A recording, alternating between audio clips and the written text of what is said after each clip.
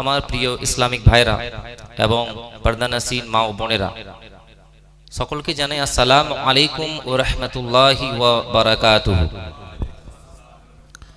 আলহামদুলিল্লাহ, আমরা একটা সুন্দর একটা মাহফিলের আয়োজন করতে পেরেছি, তার জন্য সকলকে অসংখ্য শুকরিয়া। আর আগত ভাইদেরকে জানাই ওয়েলকাম।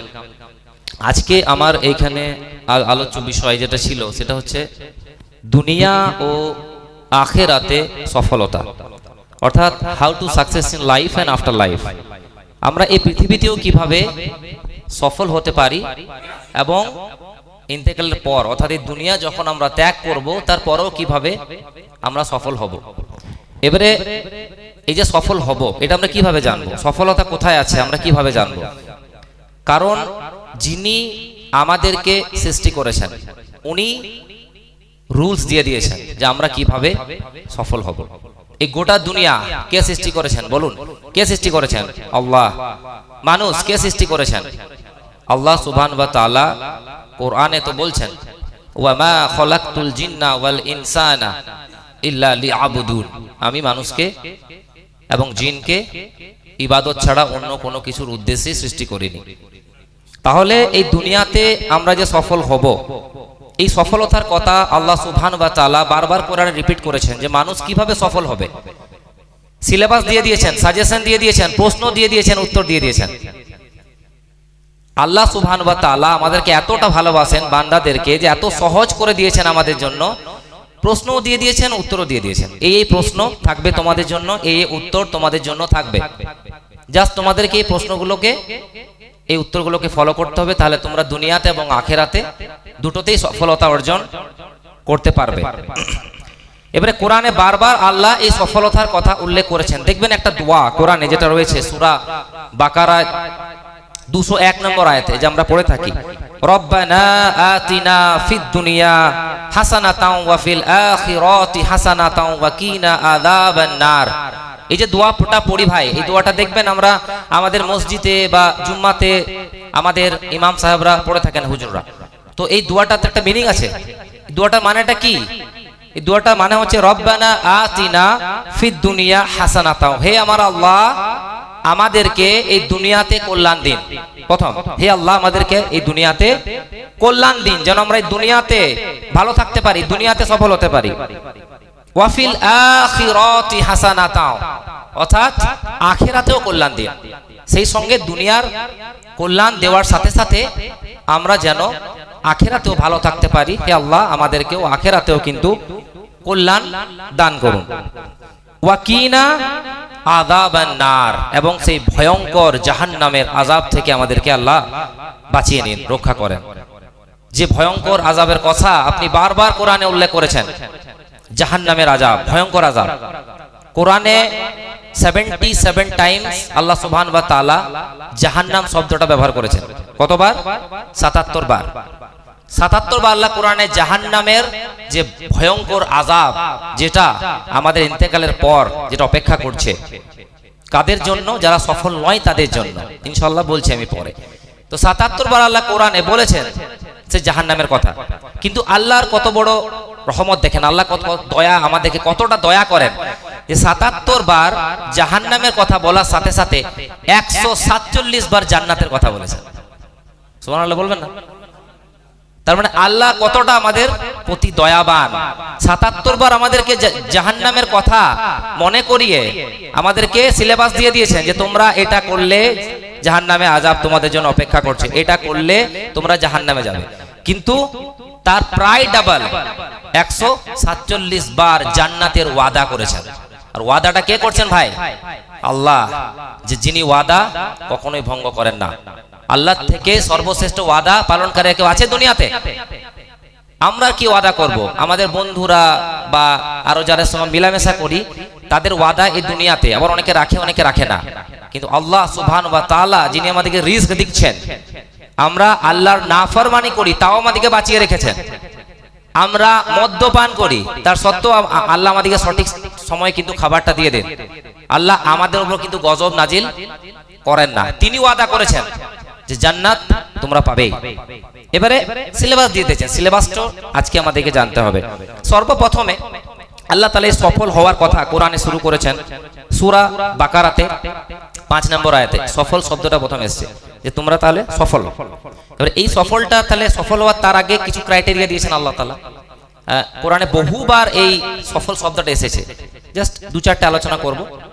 তো সর্বপ্রথমে আল্লাহ তাআলা সূরা বাকারার 2 নম্বর আয়াত থেকে শুরু করেছেন, আউযু বিল্লাহি মিনাশ শাইতানির রাজিম, বিসমিল্লাহির রহমানির রহিম, যালিকাল কিতাবু লা রায়বা ফি। এটা সেই কিতাব যে কিতাবে কোনো সন্দেহ নেই। কোন কিতাব? কোন কিতাবের কথা বলা হয়েছে ভাই? আল কোরআনের কথা বলা হয়েছে। এমন একটা কিতাব যে কিতাবে কোনো সন্দেহ নেই, নো ডাউট। কারণ এই কিতাবের সহি হওয়ার গ্যারান্টি কে নিয়েছেন? খুদ আল্লাহ নিয়েছেন। রাসূল সাল্লাল্লাহু আলাইহি ওয়াসাল্লামের এটা ফজিলত যে উনাকে এমন একটা কিতাব দেওয়া হয়েছে যে কিতাবের গ্যারান্টি কিয়ামত পর্যন্ত আল্লাহ খুদ নিয়েছেন। কারণ রাসূল সাল্লাল্লাহু আলাইহি ওয়াসাল্লামের আগে কম বেশ আমরা জানি 1,24,000 বা 2,24,000 পয়গম্বর দুনিয়াতে এসেছেন। অনেক নবী রাসূলদের উপর কিতাব, ছোট ছোট সাহিফা আল্লাহ তাআলা নাজিল করেছেন, কিন্তু সেই কিতাবে পরে অনেক কিছু মিশ্রিত করা হয়েছে। যেমন আমরা কোরআনে 4টে কিতাবের নাম জানতে পেরেছি, 4টে আল কোরআন, একটা আল কোরআন, ইনজিল, জাবুর, তাওরাত। এই কিতাবগুলো আগে নাজিল হয়েছিল। যেমন ঈসা আলাইহিস সালাম, যাকে আমরা যিশু খ্রিস্ট আলাইহিস সালাম বলে চিনি, তাই তো?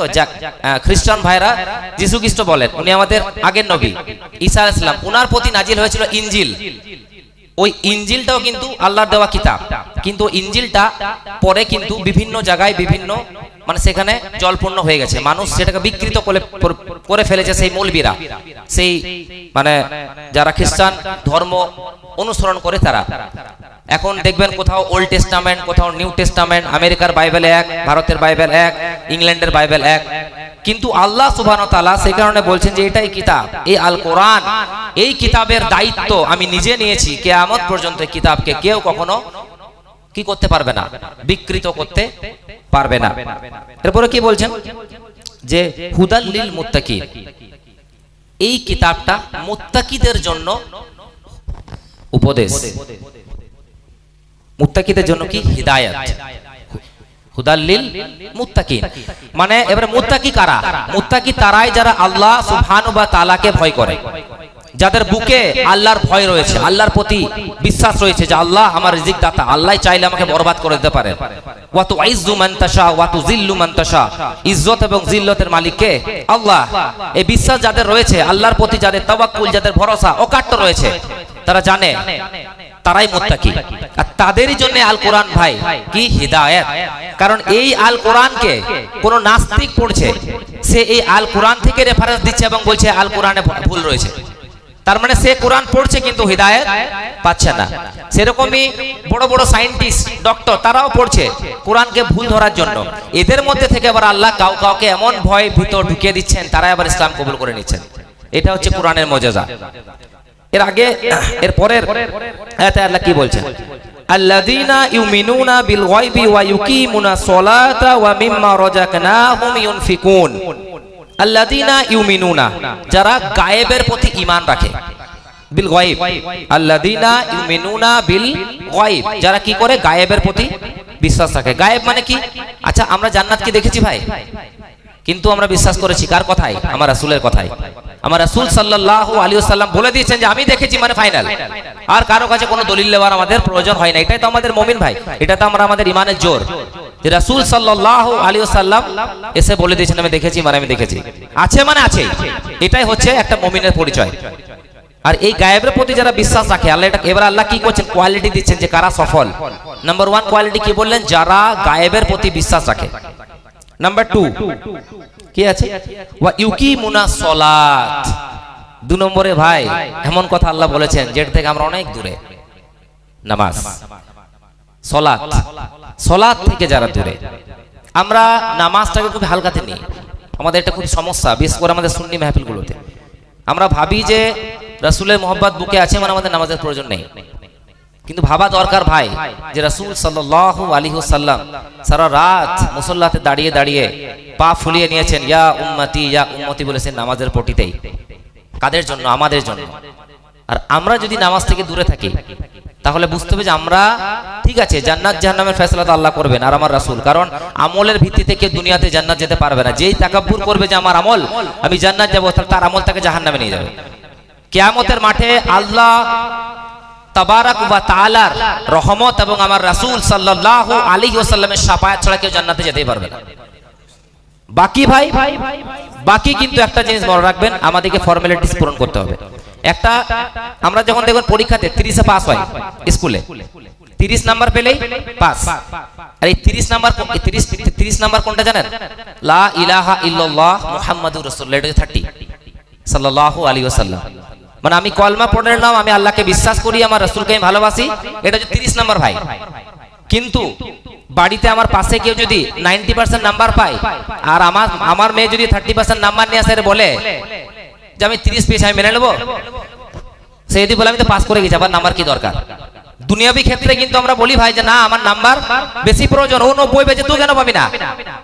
30 তো পাস করেছিস, বল লাট সব হয়ে গেছিস, 30 আমার চাই না, তো আরো বেশি নাম্বার চাই।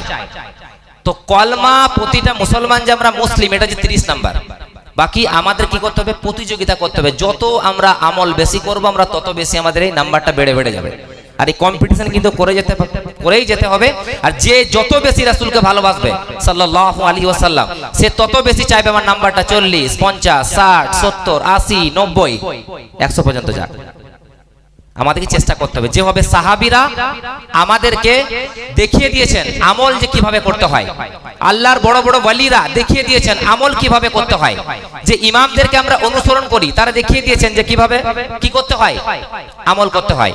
তো নামাজ এমন একটা ইম্পর্টেন্ট জিনিস যে আল্লাহ তাআলা 2 নম্বরে কি বলছেন, যে ইউকিমুনা সলাত, যে যারা কি করে, নামাজ পড়ে। নাম্বার 1 কি বলেছিলাম? যারা গায়েবের প্রতি বিশ্বাস রাখে।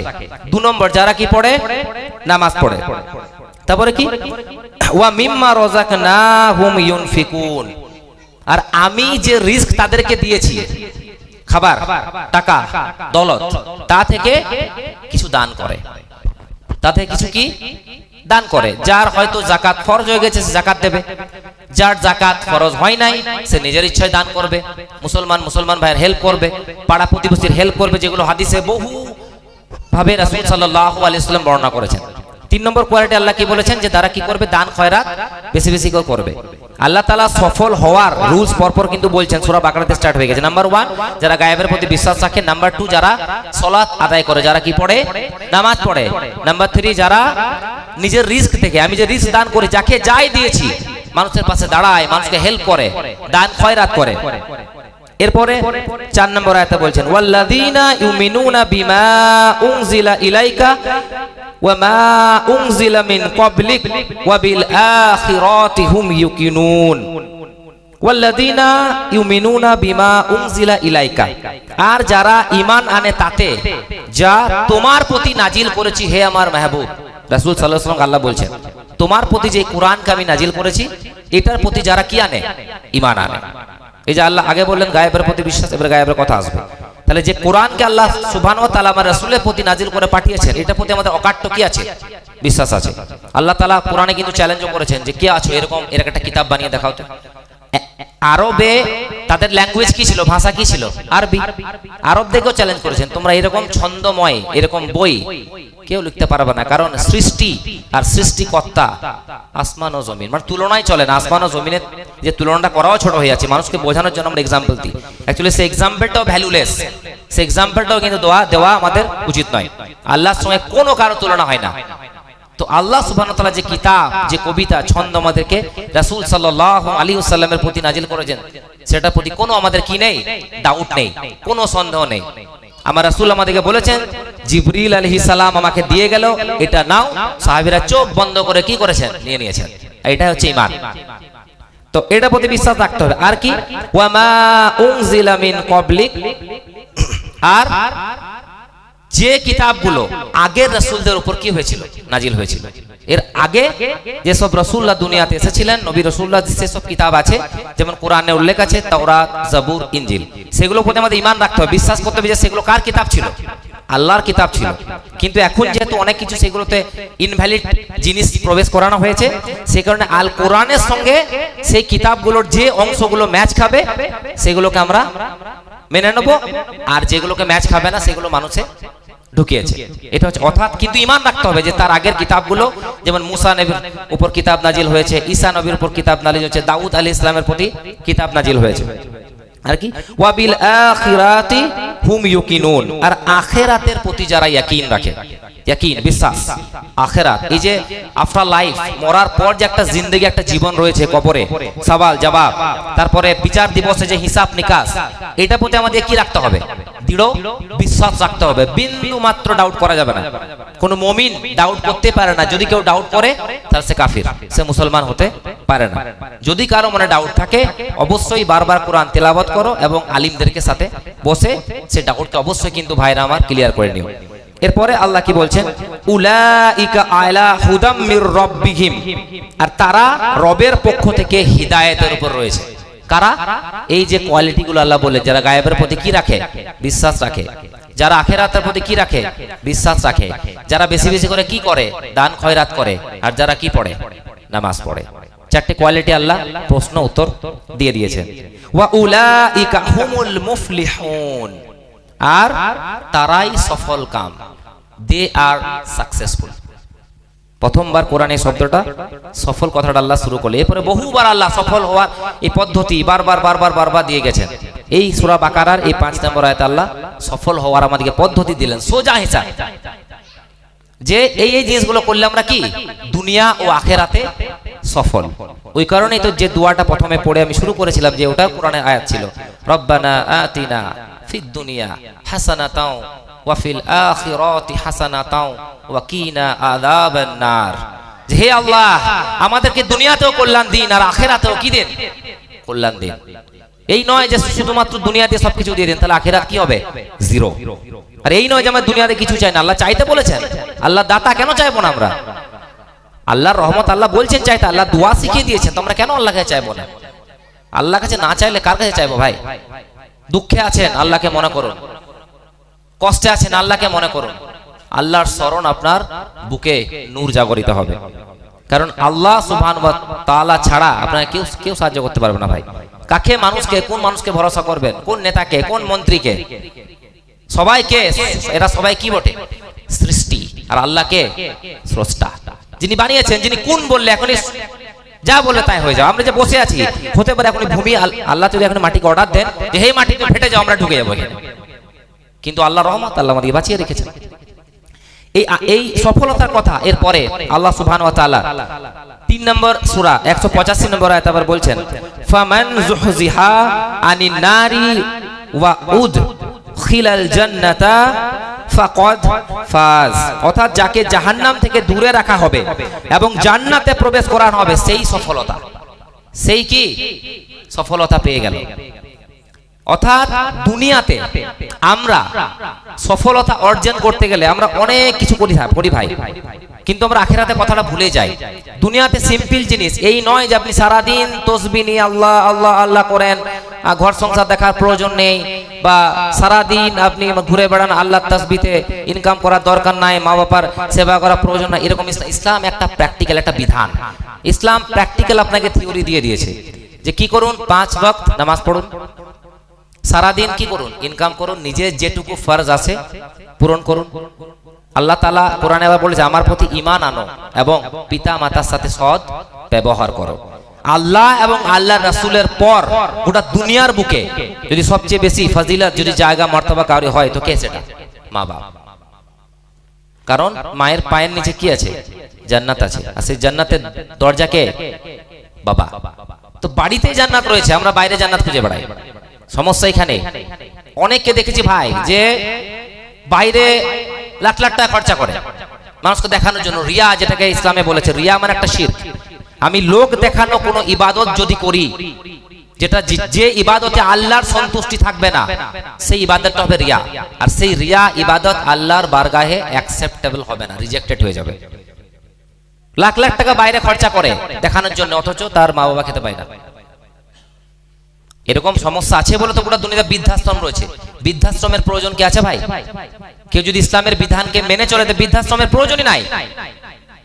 অথচ সেই বৃদ্ধাশ্রমে টাকা চলে আসে, সে সন্তান টাকা পাঠিয়ে দেয় মাসে মাসে, কিন্তু ভুলে যায় যে মা বাবা ছোট থেকে মানুষ করলো, যে মা পেটে রেখে দুধ পান করিয়ে, তখন তো মা আমাকে ফেলে দিতে পারতো ট্রেনে, তখনও ফেলে দিতে পারতো, ফেলে দেয়নি।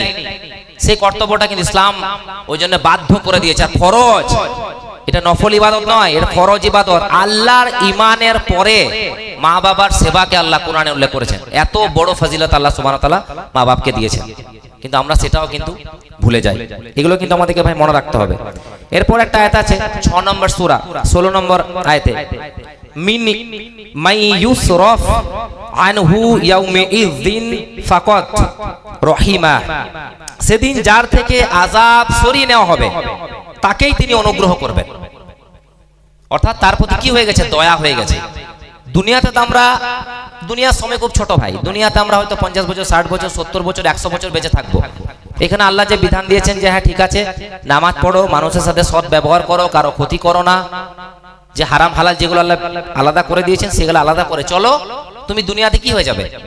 সাকসেস হয়ে যাবে।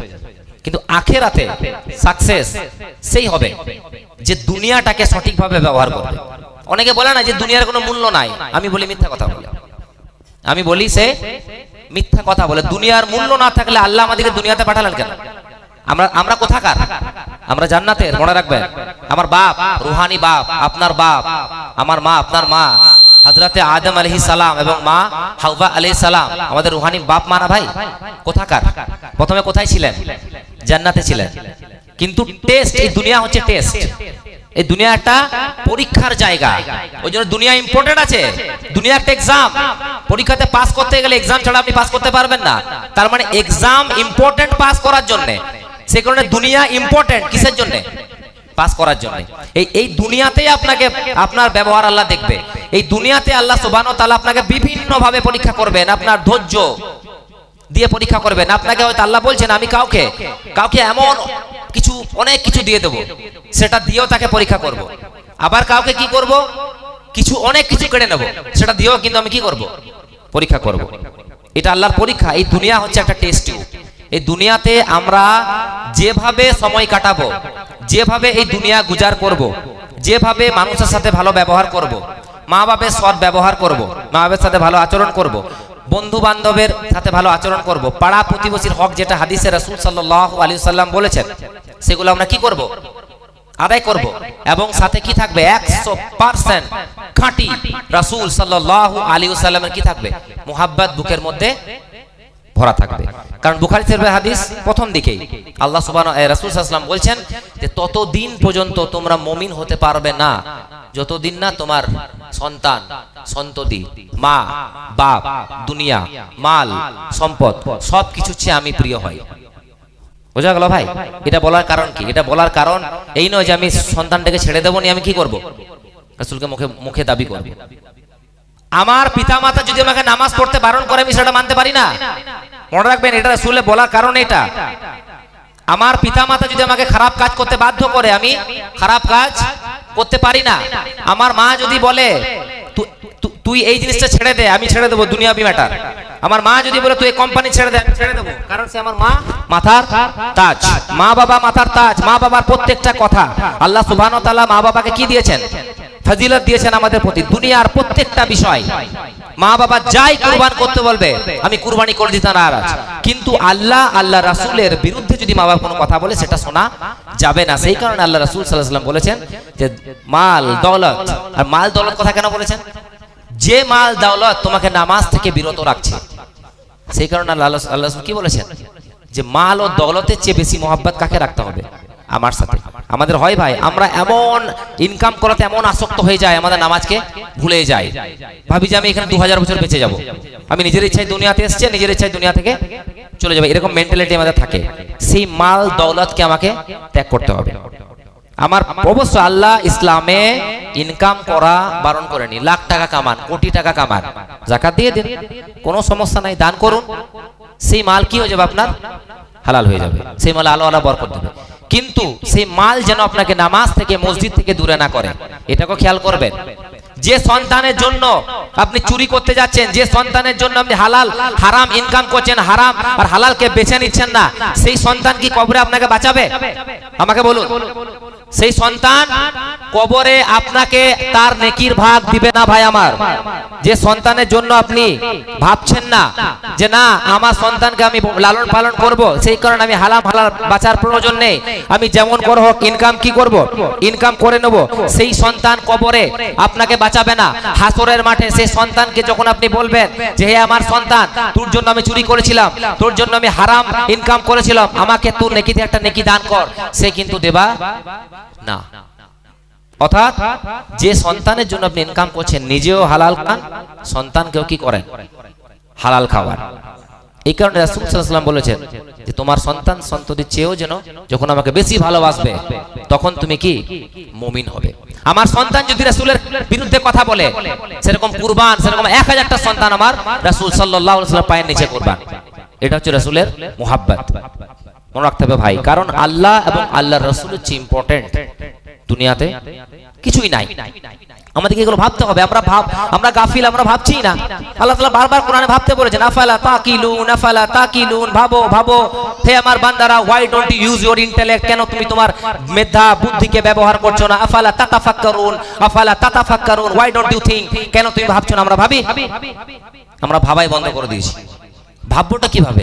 আমরা তো কোরআনই পড়ি না। আল্লাহ এত বড় একটা নিয়ামত সিলেবাস দিচ্ছেন সফল হওয়ার জন্য দুনিয়াতে, আল কোরআন, কিন্তু আমরা কোরআনটাকে পড়ার চেষ্টাই করি না। 90% মুসলিম বাংলা তরজমা বা ইংলিশ তরজমা তো দূরের কথা, আরবি পড়তে পারে না। দুঃখের বিষয়, এই সার্ভে বলছি ভাই, এটা আমাদেরই ঘরে প্রতিটা বাড়িতে আছে। আমরা অনেকেই পড়তে পারি না। পড়তে না পারাটা সমস্যার বিষয় নয়, চেষ্টা করছি না এটা সমস্যার বিষয় ভাই। পড়তে এতদিন পেরিয়ে গেছে, গাফিল ছিলেন, কোনো অসুবিধা নেই ভাই, কিন্তু আপনাকে জানতে হবে। আপনি কোরআন শিখবেন, সন্তানকে কোরআন শিখাবেন, সেই সন্তানকে, যে সন্তানকে আপনি কোরআন শিখাবেন, সেই সন্তানই আপনার ইন্তেকালের পর কবরে গিয়ে ফাতিহা পড়বে। কারণ সাদকায়ে জারিয়া আর নেক সন্তানের দুয়ায় এই আমল কিন্তু কবরে চালু থাকবে। তখন আপনি কি করবেন? আপনি কবরে দেখবেন আপনি নিজে আরবি শিখেছেন না নিজের সন্তানকে শিখিয়েছেন, দেখবেন পাশে কবরবাসীকে তার সন্তান এসে দোয়া করছে আর আপনার জন্য খালি দোয়া করা কেউ নাই। হয়তো কেউ নেক বান্দা সবার জন্য দোয়া করবে, তখন আপনি পেতে পারেন, কিন্তু নিজের সন্তান যখন দোয়া করবে ভাই, অন্তর থেকে করবে, চোখে আঁসু আসবে যে হে আল্লাহ, আমার আব্বা যে গুনাহ খাতা করেছে, আল্লাহ তুমি মহান দয়ালু, আল্লাহ তুমি মাফ করে দিও, আল্লাহ সেটা কবুল করবেন ভাই আমার। অর্থাৎ আমাদেরকে কিন্তু বুঝতে হবে, ইনশাআল্লাহ প্রতিটা গ্রামে আলহামদুলিল্লাহ মাওলানা সাহেবরা কিন্তু পড়াচ্ছেন। আমরা দেখছি এলাকায় সার্ভে করছি, আমরা চলছে। আসরের পর মাওলানা সাহেবরা পড়াচ্ছেন, অবশ্যই নিজেকে আরবি পড়ুন আর পাঠান, তবেই কিন্তু সফল হবেন ভাই। আর দুনিয়া আর দিনকে মেনটেন করে চলুন, কঠিন কিছুই না। আল্লাহ সুবহানাহু ওয়া তাআলা সহজ করে দিয়েছেন। ইসলাম একটা প্র্যাকটিক্যাল বিধান, ইসলাম এমন একটা বিধান যে আমরা যদি সহজ হিসেবে নিই তো সহজ, আর যদি কঠিন হিসেবে নিই তো কঠিন।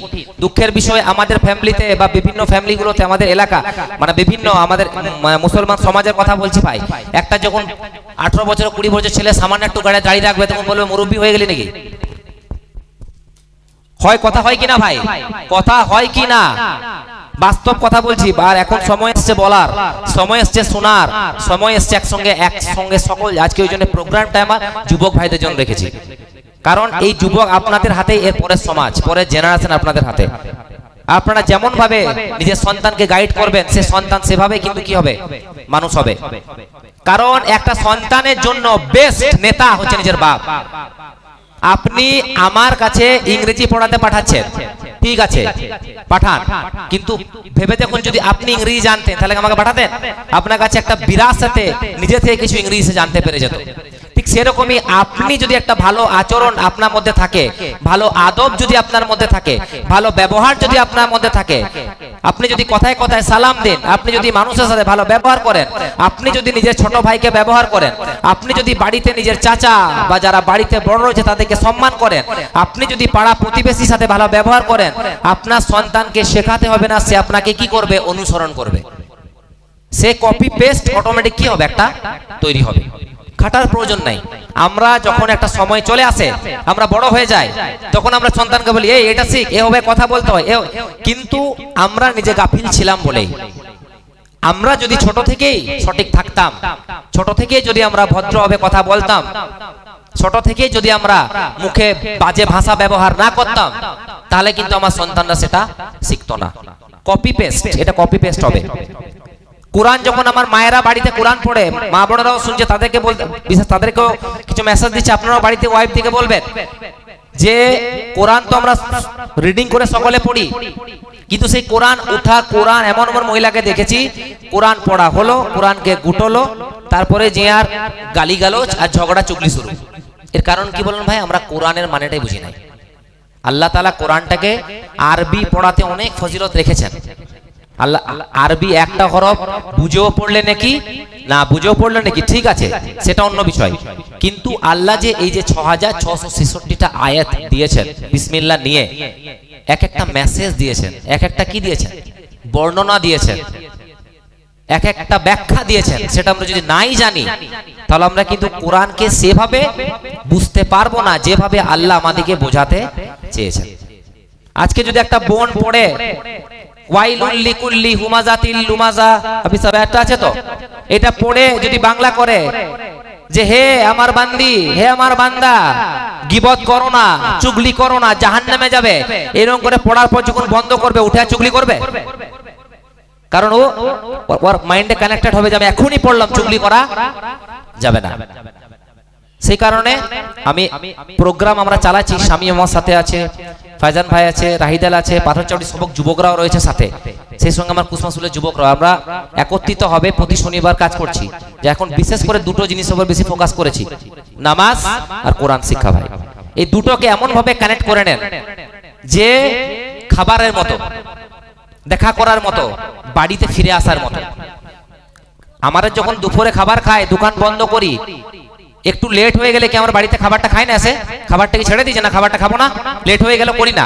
নামাজের ক্ষেত্রে আমরা করি, নামাজের ক্ষেত্রে আমরা এটা করি। আজকে একটা সময় আজান হলো, ঠিক আছে, আজান শুনলাম, নামাজটা পড়া হলো না, বেজে গেল 2টো, লেট হয়ে গেল, আর পড়বো না।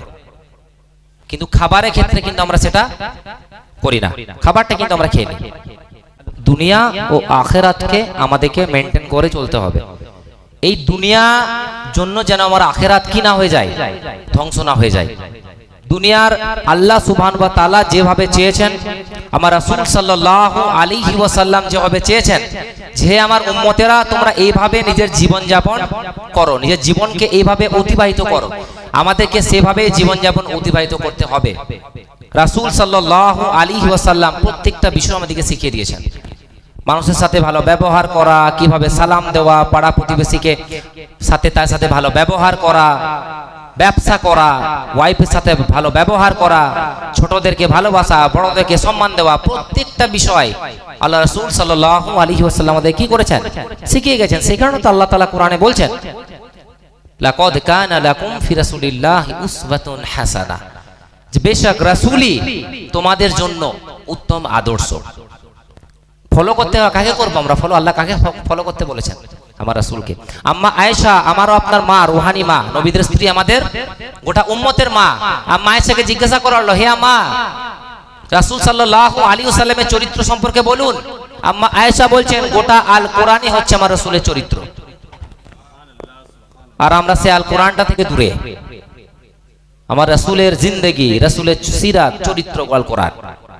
বারবার আল্লাহ সুবহানাহু ওয়া তাআলা আমার রাসূলকে, রাসূলের মার্তাবা, রাসূলের ফজিলত, রাসূলের প্রশংসা সবকিছু কোরআনের মধ্যে বলে দিয়েছেন। তো যুবক ভাইরা দেখুন, আল্লাহর রাস্তায় ফিরে আসতে হবে। যা হয়েছে আগে হয়েছে, তওবা করে ফিরে আসুন। আপনি ভাবছেন যে আপনার গুনাহ অনেক বেশি, কিন্তু আপনার গুনার চেয়ে আল্লাহর রহমত অনেক বড়।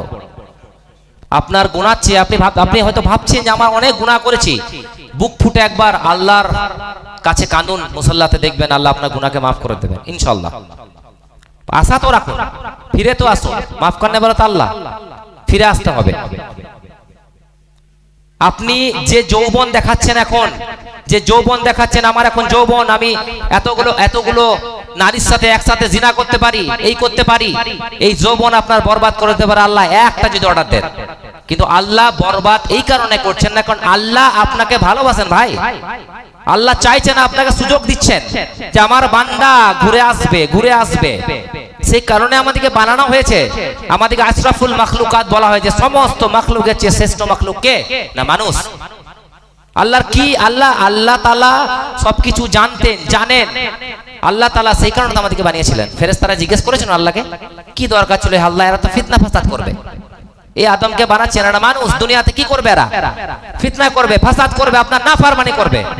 আল্লাহ বলছেন যেটা আমি জানি সেটা তোমরা জানো না, আমার মেহবুব বান্দা হবে এরাই। তো আল্লাহ এত আমাদেরকে ভালোবাসেন ভাই,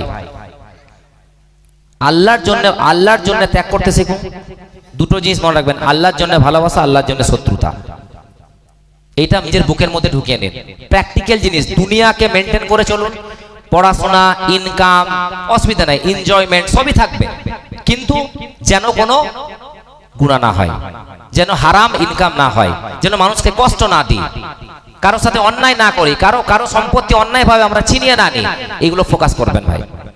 আপনি সারা দিনে 2000 টাকা ইনকাম করছেন, সেই সঙ্গে যেন 10 টাকা হারাম ইনকাম না ঢুকে যায়, এগুলো আমাদেরকে ফোকাস করতে হবে। ছোট ছোট বিষয়গুলো আল্লাহ সুবহানাহু ওয়া তাআলা আমাদের কিসের জন্য বানিয়েছেন এটা বুঝতে হবে, ইবাদতের জন্য। ইবাদত মানে আল্লাহর প্রত্যেকটা কাজ, যে কাজে আল্লাহ রাজি সেই কাজটাই হচ্ছে ইবাদত। প্রত্যেকটা রাস্তায় একটা পাথর পড়েছে, আপনি উঠিয়ে সরিয়ে দিলেন, এটাও আল্লাহ ইবাদত, আল্লাহ এটাতেও খুশি। একটা কুকুর ছটপট ছটপট করছে পানি পান করার জন্য, আপনি পানি পান করে দিলেন, সেটাও আল্লাহর ইবাদত, সেটাও একটা নেকির কাজ। এবারে কি আছে, পার্থক্য আছে, ফরজ ইবাদত, নফল ইবাদত, সুন্নত ইবাদত, তার মধ্যে কি আছে, বিভিন্ন ডেফিনিশন আছে। অর্থাৎ মনে রাখতে হবে যে কাজটা আমরা মানুষরা জানি যে কোনটা ভালো কাজ কোনটা খারাপ কাজ, যে কাজটাতে আল্লাহ রাজি, যে কাজটা ভালো সেই কাজটা করুন, দুনিয়াতে এগিয়ে চলুন, আপনি নিজেই বুঝতে পারবেন যে আপনি সাকসেস। আখিরাতে ইনশাআল্লাহ আমরা সকলে কি হব, সাকসেস হয়ে যাব। আল্লাহ যেন আমাদেরকে সকলকেই তওবা করার তৌফিক দেন এবং আল্লাহ যেন বুঝ দান করেন, এবং আল্লাহ সুবহানাহু ওয়া তাআলা আমাদেরকে সকলকে যেন বেশি বেশি করে ইবাদত এবং আল্লাহর বান্দাগি গুজার করার তৌফিক দান করেন। সকলে বলুন আমিন। আসসালামু আলাইকুম ওয়া রাহমাতুল্লাহি ওয়া বারাকাতুহু।